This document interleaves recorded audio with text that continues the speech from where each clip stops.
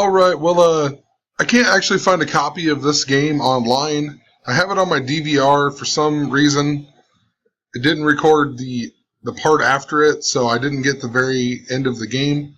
But it's on here anyway, so it doesn't even matter. I'm not going to break the whole game down. There's some things I noticed that deal with 106 and Skull and Bones and whatnot, so I just basically want to point out a few of them things. This game was totally coded like all the rest. There was a lot of 17 and 71 coding, 41 and 14, 34, 43, and also a lot of 22 coding in this game. But I'm not really going to go that much into detail with that. I just want to talk about some other things that I feel are a little bit more important at this time.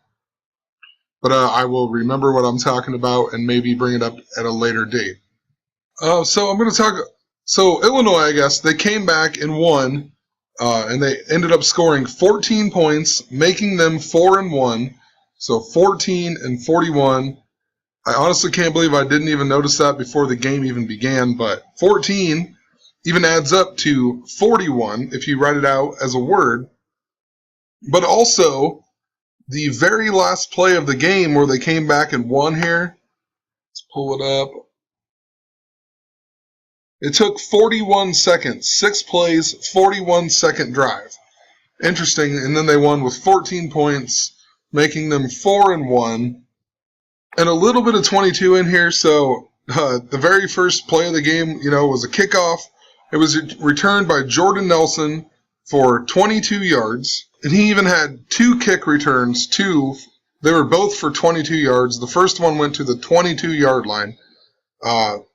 But there's actually more than that, but I talked about last week how it's coded to Michigan, and Michigan beat BYU. Nebraska lost to BYU in the very first game of the season. BYU was number 22. Michigan beat BYU, is 22. There's a whole bunch of other coding with it, but anyway, Jordan Nelson and Gematria. Just wanted to point this out here. Jordan Nelson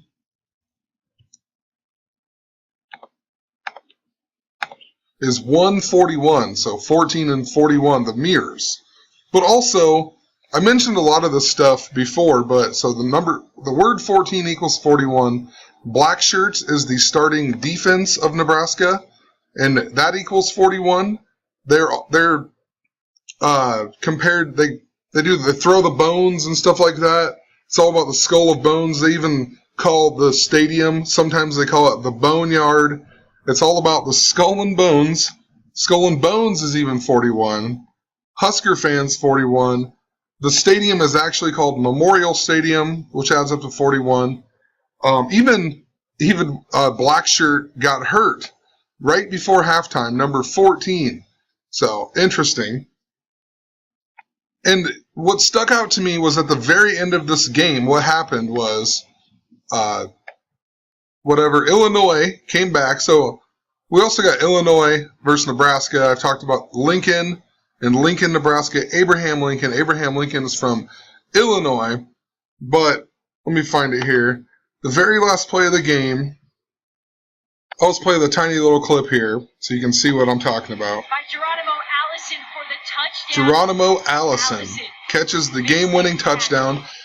He's number 8. I believe this is number 8 here. I could be wrong. That looks like number 8. Haven't looked into it that much. Like I said, I didn't get this part of the game, but so kind of an 88 thing.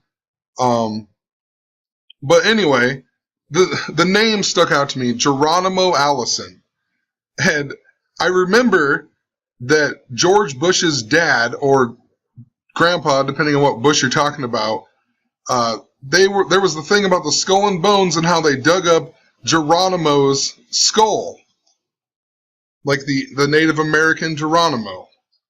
So anyway, I looked up Geronimo here, and interesting, he even died on the same day Michael Jordan was born. A long time ago, I talked about how it connects to Space Jam and whatnot. But as you scroll down, you actually do find that. You find they say it's just like a conspiracy theory kind of thing, but go figure, Why would they want anyone to really know it? But anyway, 6 members of Yale's secret society Skull and Bones, including Prescott Bush, so the George Bush's dad or whatever. It has been claimed by various parties that they stole Geronimo's skull, some bones, and other items, including Geronimo's prized silver bridle, blah, blah, blah, blah, blah. So I just find that interesting. I've mentioned this about the Skull and Bones in Nebraska probably like 20 videos ago. And I just find it interesting that they would have Geronimo win. It's almost like Geronimo got his revenge or something. Anyway, it made me look more into Skull and Bones. I never really looked that much into it. But look even at like the coordinates of it. 41 degrees north. I mean, Skull and Bones even adds up to 41. Interesting, it would be on 41 degrees north.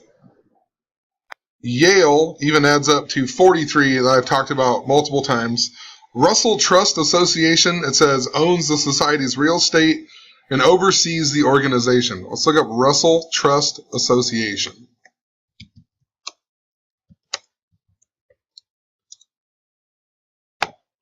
$3.29, kind of like the 88th day of the year, or also the backwards 9:23 that they've been coding over and over. And tomorrow, or today, I guess, it's a little after midnight now, 10/6 is the same as 9:23 on the Julian calendar. But I guess real quick, I just want to point this out. So in the Skull and Bone Society, they give like the people nicknames. And George Bush Sr., who was the 41st President of the United States, this is his nickname, Magog. It even adds up to 43. I've talked about all these 43s and 34s surrounding Lincoln, Nebraska, and the Cornhuskers. And it all stems back to Abraham Lincoln, born on the 43rd day of the year, became president on 3/4, died 4 years, 3 months after the Civil War began. Tons more stuff with it. I've mentioned it so many times, I'm not going to keep rambling about it. But let's go back here then. And, well, not to mention, too, so the 43 deals with the 322 I've talked about. The 322nd day is November 18th, with 43 days left until the end of the year even. But I was looking at the history here. It says, after a dispute debating societies Lanonia, Brothers in Unity, Calliopean Society, over that season's Phi Beta Kappa Awards, it was co-founded by this guy, William Huntington Russell, and Alphonso Taft. But this was founded because they were debating over the season's Phi Beta Kappa Awards. Now look at Phi Beta Kappa Society. Founded at the College of William and Mary on December 5th, 1776. December 5th is literally 12-5, or 5-12, just like the day of the Philadelphia Trainwreck. Interesting, too, it will be 239 years this year on December 5th that it was founded. But 238 is even interesting considering the Roanoke shooting that happened this year with Allison, Geronimo Allison. It was on the 238th day of the year, also 106 days after the Philadelphia train wreck that was going 106 miles an hour with the 601 written on top of it. And look at Phi Beta Kappa in Gematria. This is what it's all about. I have a good feeling now. Phi Beta Kappa, 106. Also, in Pythagorean Gematria, 52. We have seen these numbers over and over and over and over. It's unbelievable. 52 is, or 239 is even the 52nd prime. The United States has been founded for 239 years. Even if you add society at the end of this, it adds the 85 and 202. 85, I don't know how many times we've mentioned that as well. 202, though, was interesting because right after Nebraska scored their first touchdown, they brought up a fact that Illinois hasn't beat Nebraska since 1923 when this guy played. And so, whatever. And he had 202 yards in that game. I mean, interesting. I just typed his name up in Gematria. Red Grange.